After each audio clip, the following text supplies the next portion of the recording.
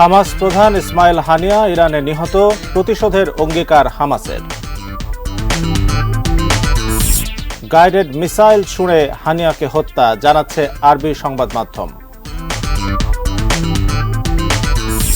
এবং ভারতের কেরালায় ভূমি ধসে মৃতের সংখ্যা বেড়ে 151।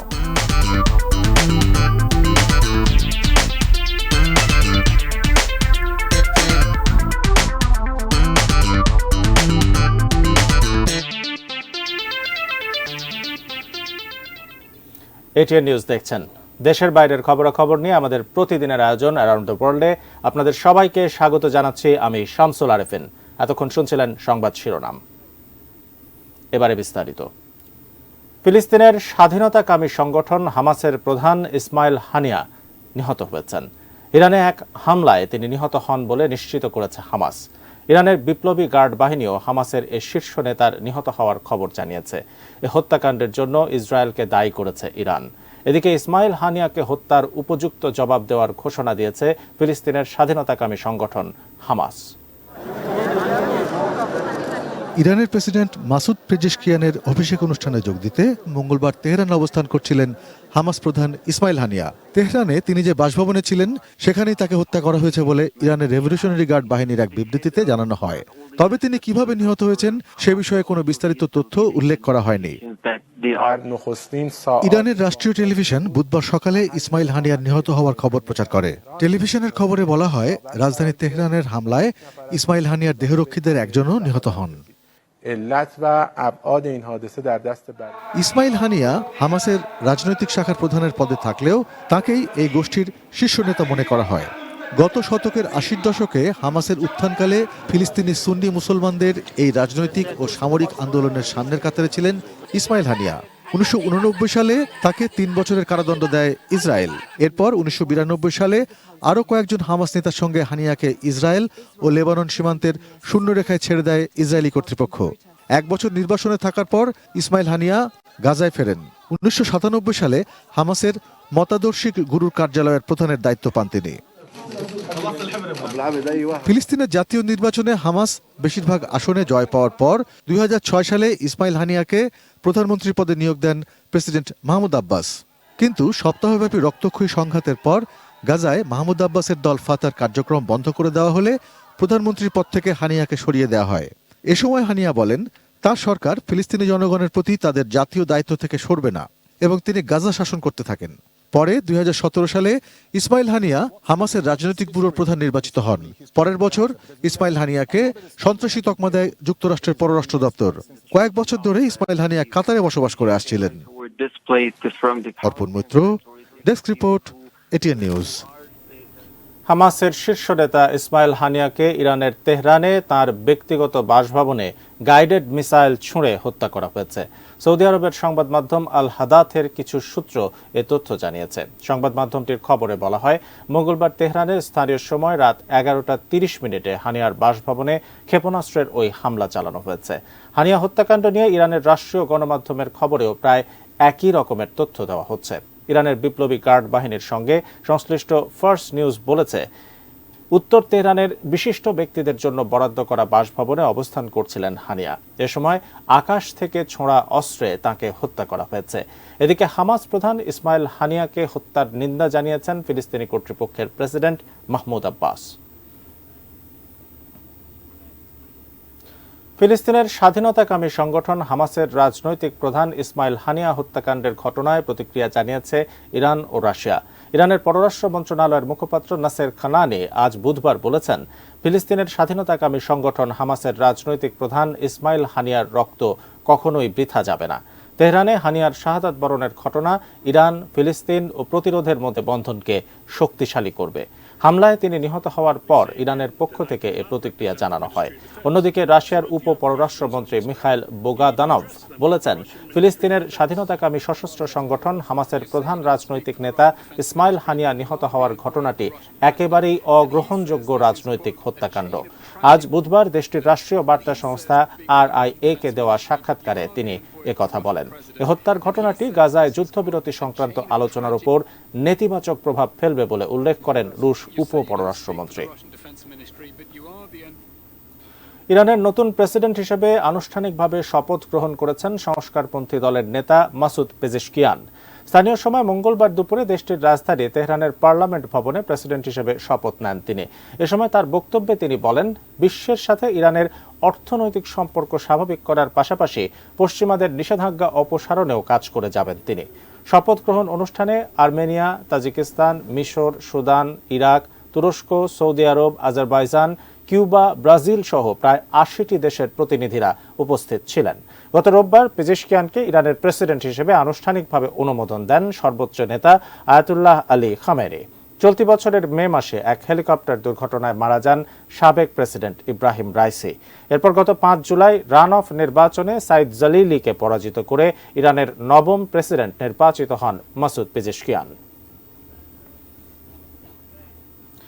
হিজবুল্লাহর বিরুদ্ধে প্রতিশোধ নিতে লেবাননের রাজধানী বৈরুতে ইসরায়েলি বিমান হামলায় ২ শিশুসহ ৩ জন আহত হয়েছেন আরও ৭৪ জন। ইসরায়েল জানিয়েছে তারা হিজবুল্লাহর কমান্ডার ফুয়াদ শকরকে হত্যার উদ্দেশ্যে মঙ্গলবার সন্ধ্যায় দক্ষিণ বৈরুতের হারেত রেইত এলাকায় এই হামলা চালায়।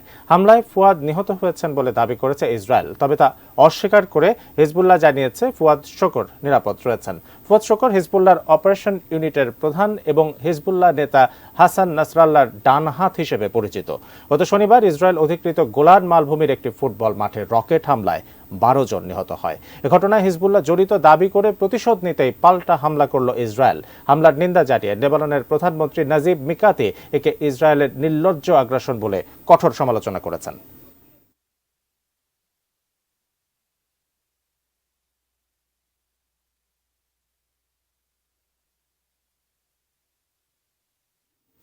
ভারতের কেরালা রাজ্যে ভারী বৃষ্টিপাতের কারণে সৃষ্ট ভূমিধসে মৃতের সংখ্যা বেড়ে দাঁড়িয়েছে ১৫১ জনে। আহত হয়েছেন ২০০রও বেশি।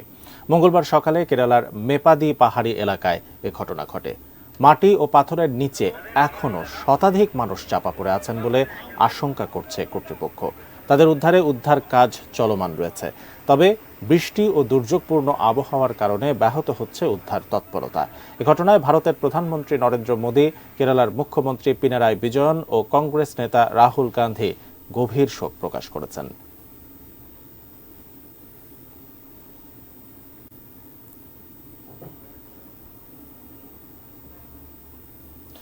যুক্তরাষ্ট্রের ভাইস প্রেসিডেন্ট ও আসন্ন প্রেসিডেন্ট নির্বাচনে ডেমোক্র্যাট প্রার্থী কমলা হ্যারিস মঙ্গলবার পেনসিলভানিয়ার ফিলাডেলফিয়ায় তার মনোনীত রানিং মেটকে নিয়ে প্রথম সমাবেশ করবেন।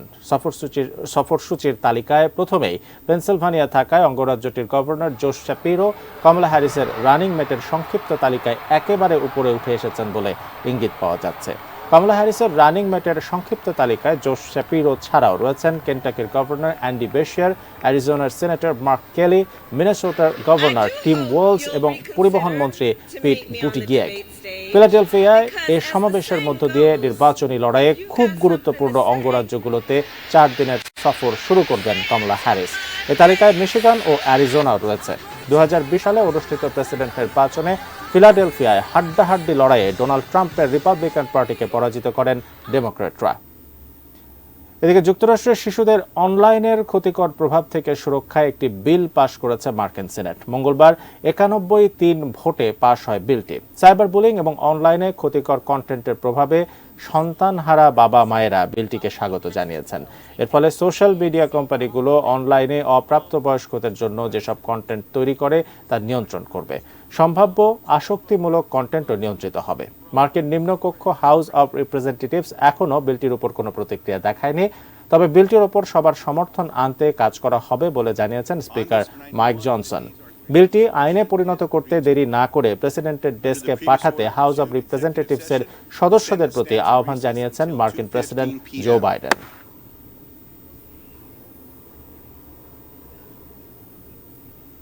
ভেনেজুয়েলার প্রেসিডেন্ট নির্বাচনের বিতর্কিত ফলাফল ঘিরে বিক্ষোভের মুখে বিরোধী নেতাদের গ্রেপ্তারের হুমকি দিয়েছেন দেশটির প্রেসিডেন্ট নিকোলাস মাদুরো।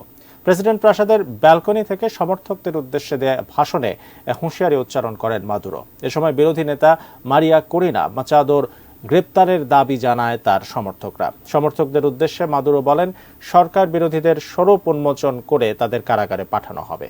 ভেনেজুয়েলার প্রেসিডেন্ট নির্বাচনের ফলাফল ঘোষণার পর মঙ্গলবার মাদুরো ও দেশটির প্রধান বিরোধী দল উভয়েই নিজেদের বিজয়ী দাবি করার পরেই বিক্ষোভে উত্তাল হয়ে ওঠে রাজধানী কারাকাস। রাজধানীর পূর্বাঞ্চলে আয়োজিত এক সমাবেশে বিরোধী নেতা মারিয়া করিনা মাচাদো নির্বাচনী ফলাফলের পূর্ণাঙ্গ টালি শিট প্রকাশে ন্যাশনাল ইলেকটোরাল কাউন্সিলের প্রতি দাবি জানান। কাউন্সিল নির্বাচনী কেন্দ্র ভিত্তিক কোনো ফলাফল প্রকাশ করেনি বলে অভিযোগ করেন তিনি।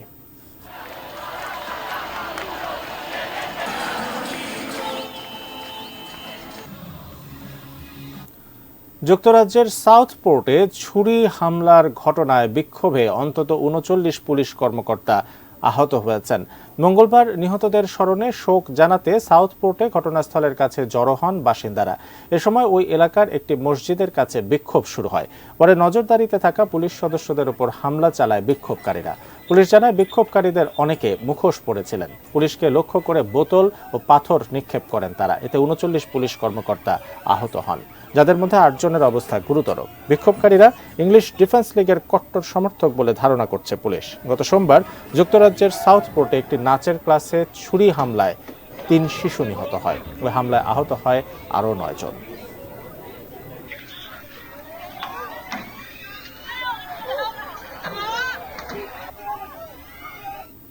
শেষ করছে এই আয়োজন, তবে তার আগে এক নজরে অ্যারাউন্ড দ্য ওয়ার্ল্ড। হামাস প্রধান ইসমাইল হানিয়া ইরানে নিহত, প্রতিশোধের অঙ্গীকার হামাসের। গাইডেড মিসাইল ছুঁড়ে হানিয়াকে হত্যা জানাচ্ছে আরবি সংবাদ মাধ্যম। ভারতের কেরালায় ভূমি ধসে মৃতের সংখ্যা বেড়ে ১৫১। রানিং মেটকে নিয়ে কমলা হ্যারিসের নির্বাচনী প্রচারণা মঙ্গলবার। এবং ভেনেজুয়েলায় বিরোধী নেতাদের গ্রেপ্তারের হুমকি মাদুরো।